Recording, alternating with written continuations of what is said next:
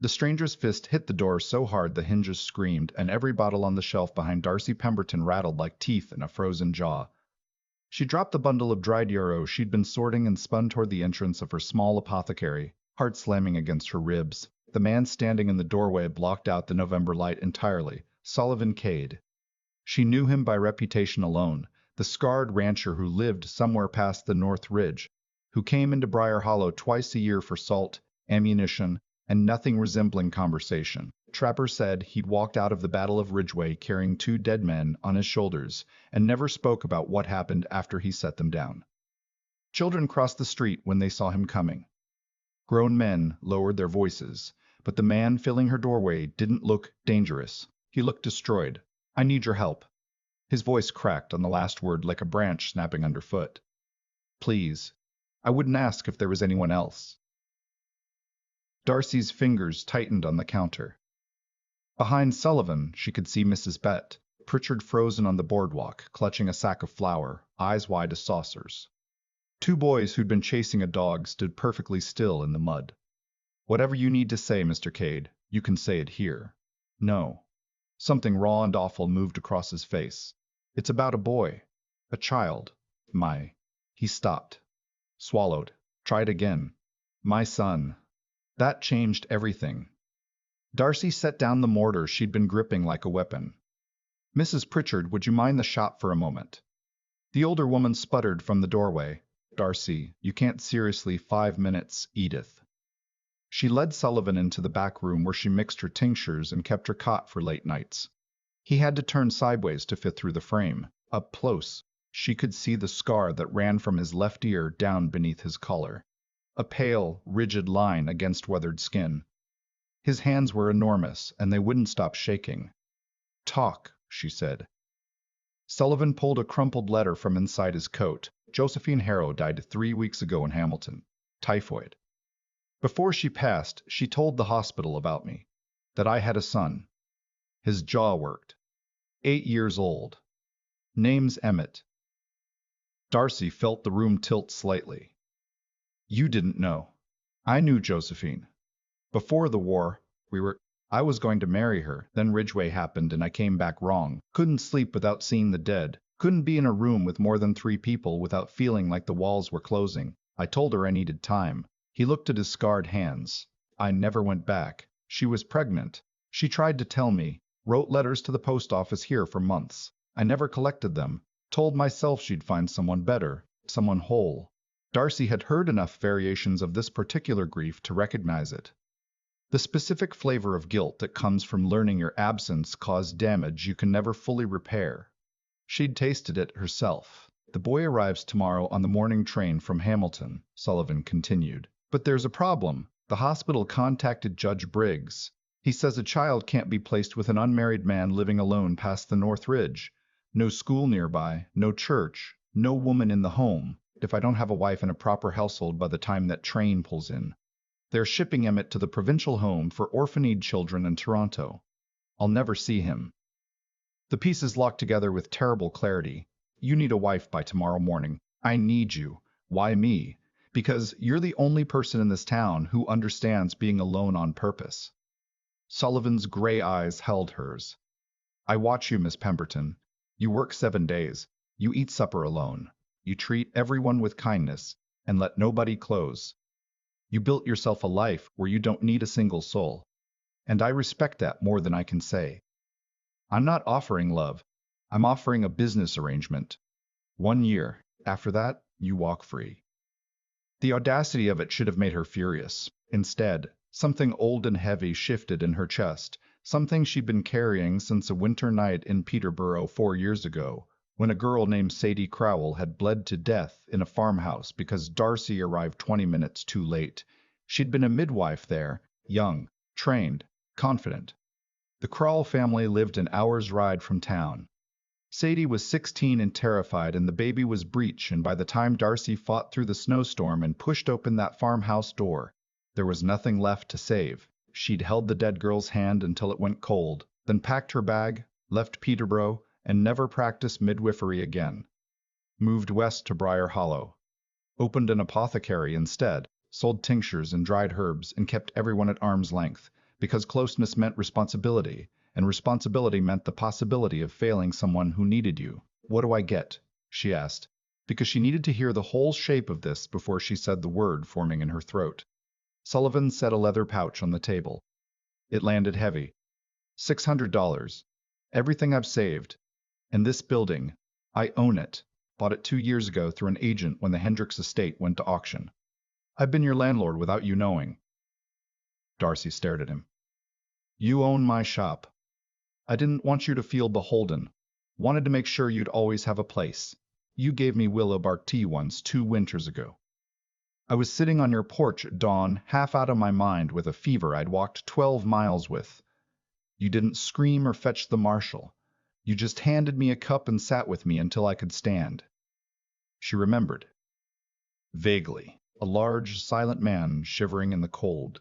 She'd given him tea and a blanket and asked no questions. I have conditions, Darcy said. Relief flooded his face so completely it changed him, made him look, for a flicker, like someone who'd once known how to hope. First, the boy comes before everything. Before you, before me, before whatever arrangement we construct. If I believe at any point you're unfit, I take him and you sign whatever papers I put in front of you. Agreed. Second, you tell him the truth eventually. Not tomorrow, but someday. He deserves to know how this started. Agreed. Third, I want to know how he's doing. Always. Even after this ends. Sullivan studied her. You lost someone. A child. Darcy's throat closed. I failed someone. I won't fail again. They were married at 6:30 the next morning in the small church at the edge of town. Reverend Fisk performed the ceremony with visible discomfort. Darcy wore her gray wool dress. Not white, she wasn't pretending. And Sullivan wore a borrowed suit that strained across his shoulders and fell short at the wrists. The vows they exchanged were honest and unromantic, and exactly what they needed to be. Darcy arranged for Edith Pritchard to manage the apothecary 3 days a week. She packed her supplies, dried herbs, tincture bottles, her medical texts, 2 changes of clothes, and the leather journal she'd kept since Peterborough, into a trunk. The journal held a pressed flower from Sadie Crowell's funeral, and Darcy could not bring herself to leave it behind. Judge Harlan Briggs reviewed their marriage certificate with the enthusiasm of a man inspecting a suspect horse. He was broad-shouldered, silver-haired, and nobody's fool. I'll approve this on one condition, Briggs said. I visit in 6 months. If that child shows any sign of neglect, I remove him immediately, and no piece of paper will stop me. Understood, they said together. The train from Hamilton arrived at 10:22, 6 minutes late. Darcy stood on the platform beside Sullivan, who had gone rigid as iron. Steam billowed across the boards. Doors opened. Passengers filed out. And then she saw him. A small boy in a coat, 2 sizes too large, clutching a canvas bag against his chest like a shield, brown hair cut unevenly, as though someone had done it in a hurry. Dark eyes that looked far too old for 8 years. He stood alone on the platform and did not move. Sullivan made a sound, low, wounded, barely human, and crossed the distance in 4 long strides. He dropped to one knee so he was level with the boy's face. Emmett, I'm your father. The boy looked at him. Then, very deliberately, he shook his head. Not in denial, in refusal. He opened his mouth, closed it, and said nothing. His eyes were dry and hard and ancient. He doesn't speak. The voice came from a tired-looking woman in a nurse's uniform who'd followed Emmett off the train. Hasn't said a word since his mother died. The doctors in Hamilton couldn't find a physical cause. It's grief, they think. Or shock. She handed Sullivan an envelope, his medical records. He's healthy otherwise. Eats well enough if you put food in front of him. He writes sometimes. That's how we communicated. She looked at the boy with something that might have been tenderness. He's a good lad, just lost. The nurse left. Judge Briggs signed the custody papers. And then it was the 3 of them, 2 strangers and a silent child, standing on a train platform in a town that was already buzzing with gossip. The wagon ride to Sullivan's ranch took nearly 3 hours. The road climbed through dense spruce forest, the air sharpening with altitude, smelling of pine resin and approaching snow. Sullivan drove. Darcy sat beside him. Emmett sat in the back among the blankets Sullivan had arranged, his bag pressed against his chest, watching the town disappear without expression. He didn't eat the bread and cheese Darcy offered at the halfway stop, didn't drink the water. When she crouched beside him and said gently, "You don't have to talk, Emmett, but you do need to eat. Your body needs fuel even when your heart doesn't want it." He looked at her for a long moment. Then he took the bread and ate it mechanically, staring at the creek. Small victory. The ranch sat in a valley ringed by ridges, sheltered from the worst winds, with a creek running close enough to hear from the porch. It was larger than Darcy expected. A solid log house with a stone chimney, a barn with 2 horses and a milk cow, a chicken coop, a root cellar stocked deep for winter. Sullivan had built most of it himself in the years after the war. A lonely life, but a capable one. He prepared a room for Emmett. A narrow bed with a quilt in green and brown. Shelves at a child's height. A small desk by the window. And on the bed, a wooden horse, hand-carved, every muscle and tendon rendered in careful detail. Emmett picked it up, turned it over in his hands, looked at Sullivan with an expression Darcy couldn't read. Then he set the horse on the shelf beside the bed, and climbed under the quilt fully clothed, turned his face to the wall, and closed his eyes. Sullivan stood in the doorway for a long time before Darcy touched his arm. "Give him time," she said. She'd be saying that often. The first weeks were the hardest. Emmett did not speak. He ate what was put in front of him, completed whatever task was asked with mechanical obedience, and spent hours sitting on the porch, staring at the tree line, writing in a small notebook he carried everywhere. He did not cry. He did not laugh. He existed in a careful silence that was worse than screaming. Darcy started teaching him on the 4th day, reading, arithmetic, nature study. He was sharp. Finished problems faster than she could write them. Read 3 grade levels above his age, but he did it all in silence, sliding his notebook across the table when he had a question. The words written in small, precise handwriting. One morning, 2 weeks in, Darcy found a note on the kitchen table. "Why did you marry him? You don't love him." She sat down across from where Emmett was eating porridge and picked up the pencil he'd left beside it. "Because a boy needed a home, and I was in a position to help." He read her answer, then wrote, "That's not enough reason. You're right. There's more. A long time ago, I was supposed to help someone, a girl who was very sick, and I arrived too late. She died. I've carried that with me ever since. When I heard about you, I saw a chance to do something right." Emmett stared at the paper. Then he wrote, very slowly, "Am I your second chance? No, you're a person who deserves a safe home. I'm helping because it's right, not because it fixes me." He considered this for a long time. Then, "It fixes you a little, though. Smart child. Too smart. Yes, a little." He folded the note and put it in his pocket. Then he went back to eating his porridge, but something had shifted. Some invisible thread of trust, thin as spider silk, strung between them. Sullivan, meanwhile, was drowning in his own helplessness. He chopped wood with punishing intensity. Checked the livestock 3 times a day, carved, always carving, small animals that accumulated on the shelf in Emmett's room. A fox, a hawk, a bear standing upright. He left them without comment, and Emmett arranged them without acknowledgement. But Darcy noticed the boy touching them sometimes when he thought no one was looking, turning the bear over in his hands with something close to wonder. The first snow came in late November. It fell thick and silent and transformed the valley into something from a painting. Emmett stood at the window transfixed. Then, without warning, without coat or boots, he bolted outside and stood in the yard with his face turned up to the sky, arms spread, snow catching in his hair. For the first time since arriving, his expression changed. Not a smile exactly, but the ghost of one. The memory of what smiling felt like. Sullivan watched from the doorway. Darcy saw his face, grief and joy so tangled together they were indistinguishable, and looked away because it felt too private to witness. That night, she found a note on her pillow. "The snow here is quieter than in Hamilton. I like it. Progress." The crisis came in January. Emmett woke burning with fever, his small body shaking so hard the bed frame rattled. Darcy's training kicked in before her fear could.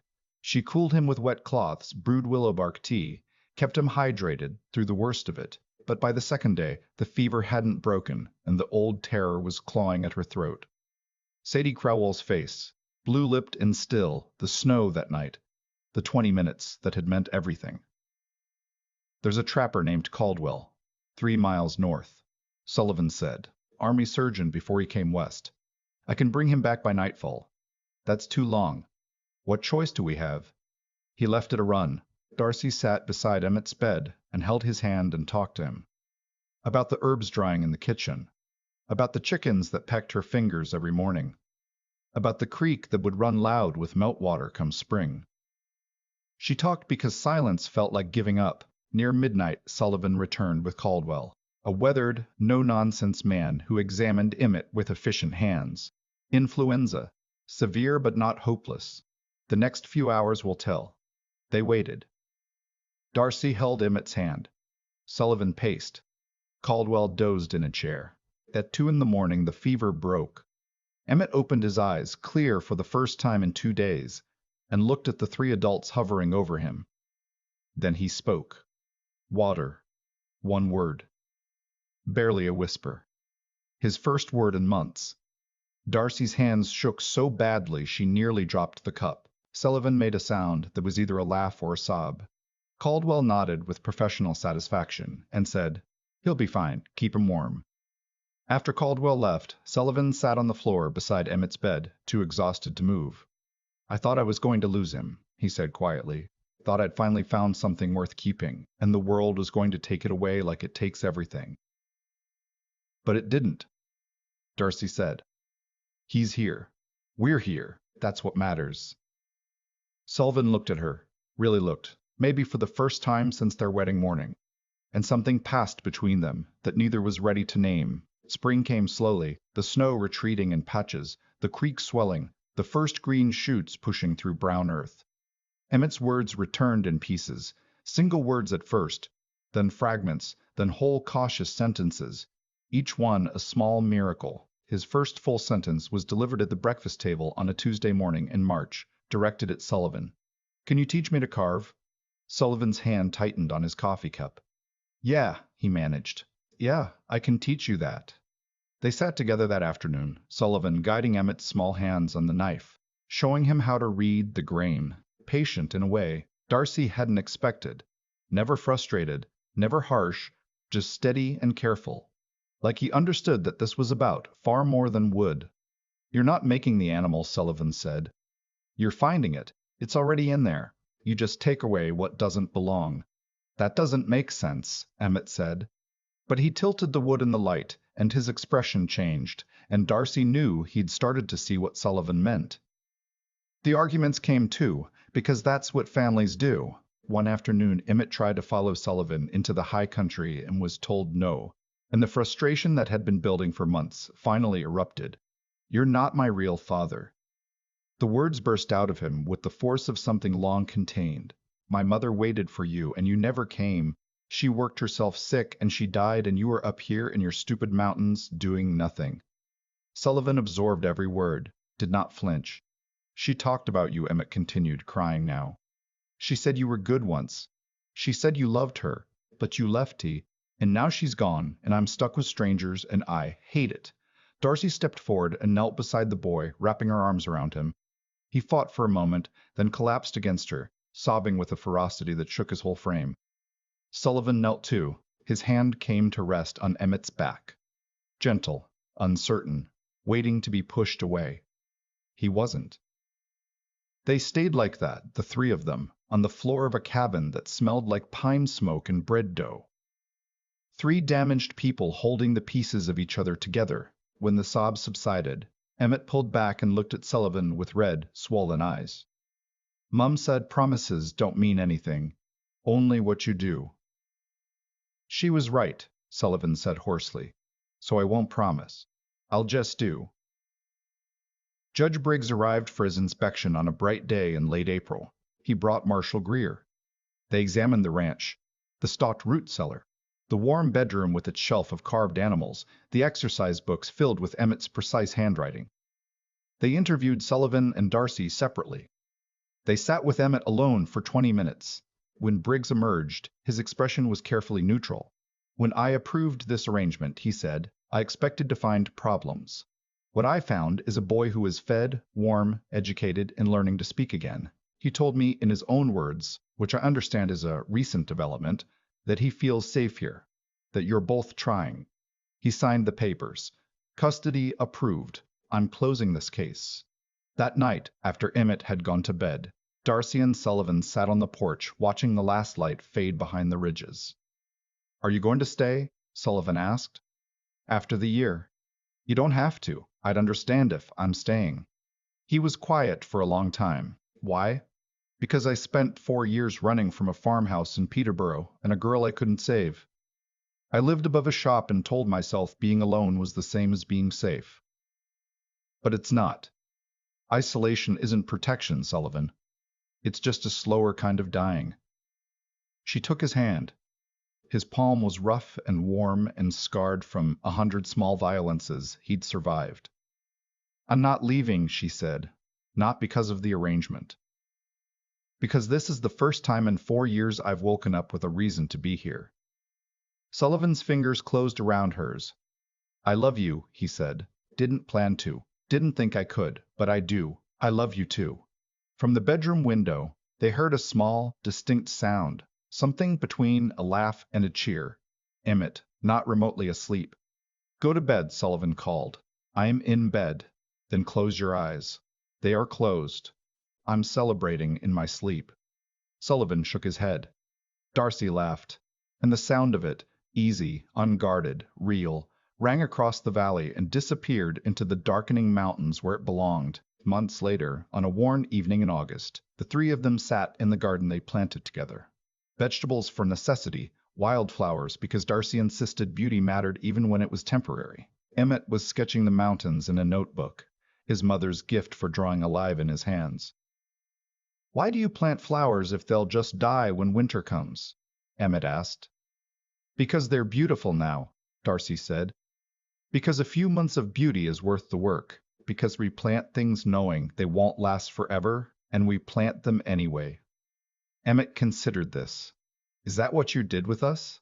Planted something even though you didn't know if it would grow? Darcy met Sullivan's eyes across the garden. Yes, but this one kept growing. Will it keep growing? Nothing lasts forever, Sullivan said. But we can tend it, water it, give it what it needs. That's what family is. Choosing to show up every single day. They worked until the garden was finished, their hands dirty and their backs aching and their hearts full. And that night, after Emmett had fallen asleep with his wooden horse clutched against his chest, Darcy lay beside Sullivan in the dark and listened to the creek and the wind and the enormous quiet of a place that had become, against all probability, home. Years later, Emmett would bring his own children to that valley. He would show them the carved animals on the shelf, the garden his mother replanted every spring, the mountains that had taught him what silence was for, not for hiding, but for listening, and he would tell them how 3 broken people found each other and built something whole from the wreckage, because that's what families do. They take what's shattered and hold it together until the cracks become part of the design, until what was fragile becomes strong enough to bear the full, terrifying, extraordinary weight of love.